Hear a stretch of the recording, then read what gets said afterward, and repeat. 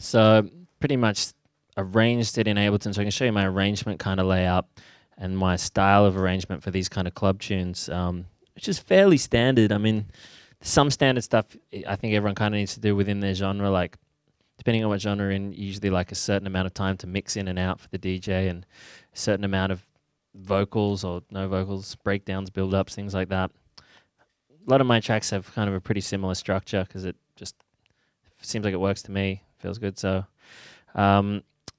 this is what I came up with here. Everything's laid out like this. I've color coded this a little bit, like just to make it quicker to move around.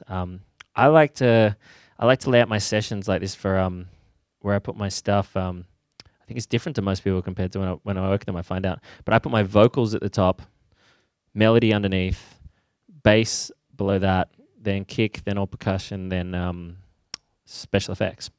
Reason why someone at the old studio I used to work with got me onto this is because if you're working on a vocal track, it's generally the most important thing in the track. So I'd like to put it at the top rather than the kick drum, as a lot of other people do, which is still an important thing in a dance track.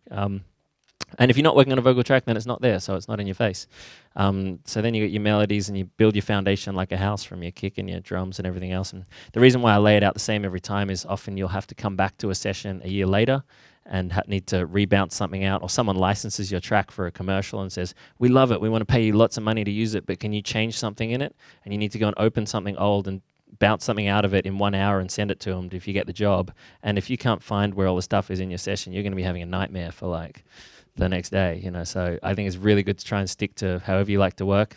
Keep it that same formula. Name your tracks. Don't have to color them, but it makes it a little quicker sometimes. But up the top here, I've got something I've been using a lot lately in my sessions, which I really like, and I was using it in my live session too, where I've got these sidechain returns. So rather than individually putting sidechain on every separate instrument, I just make a couple of buses and I send things to them quickly for what sidechain I want. So I've got a hard and fast sidechain, so like it's compressing real hard and it's got a quick release. Regular hard sidechain, medium. One that's got, I think this one lets a little bit of bite through, so it's a slower attack. A light one and a very light one. And then that way, whatever I'm working on, I think the vocal on this might be sending to something. Let's find something that's going through a real lot of it, like the bass or something. Where's the drop? Over here. This sound should be getting heavily sidechained. Yeah, so that's just running through sidechain hard there. And then I can easily flick it into any other one by just simply changing the output to whatever kind of sidechain I want, so I can quickly try them all out. Like I could put it on light, or up to hard fast, medium, soft bite, which makes it real quick to do all your sidechaining in your track, I find, because then I just set up those couple of different options. It's usually all you need, and whatever sounds I've got there, I can just go from top to bottom, quickly go yes, no, yes, no, yes, no, and in about 5 minutes I've set up a whole lot of complicated sidechaining for the whole song. And if I want to go through and increase all of the sidechaining for something, I can just go over here and crank up the threshold on one of them, say for the hard group or something, or and overall, and it keeps the timing of them all the same too. I can adjust, I can hear what it sounds like to speed up or slow down the release of the sidechain on all the hard stuff, and hear them all move together and make sure they're right in time.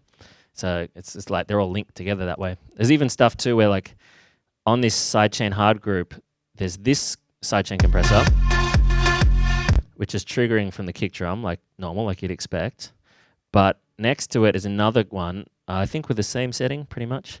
And that one's triggering from snare cut through, because I've got this section in the build up where it's a big drum roll, and I wanted the drum roll to be like and keep building, and then like another snare comes in. It's so big that it sidechains all of those and goes and keeps cutting through. So I've got this other big snare down here, and that one's it's triggering the same thing. So I guess what I'm getting at is you can have these returns of different sidechain levels, and they can all be set up to trigger from multiple things throughout the song. There's things in the drop that get hit, there's things in the breakdown that get hit, but I only ever have to pipe them to these one groups, so it keeps it kind of nice and simple, and you can do complicated things. Like you hear when this snare comes in, I'll go from here. So when this comes in, you hear the snare cut through.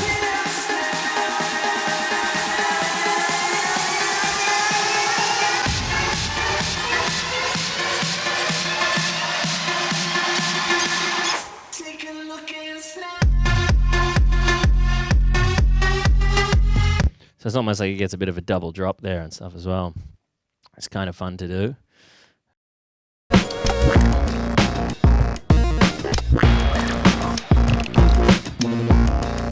Very much like to thank Pyramind for hosting me here once again. I think this institution is really cool, and until I came here for the first time, I had never seen anything like it in my whole life.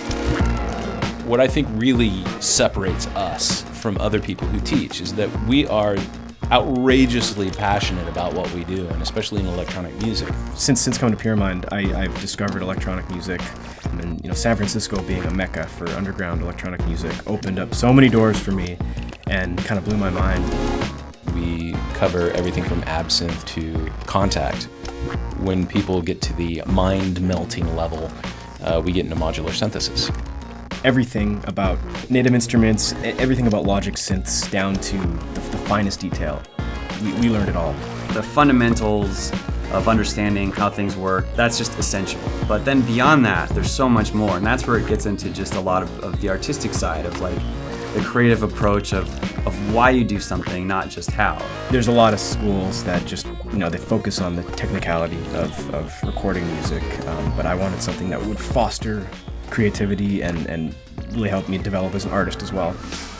Each of our genre-specific programs comes in 4 levels. There's a basic, an advanced, a professional, and then a master's level. And the master's level is, of course, everything we do. It's the largest and most powerful programs that we can create for you.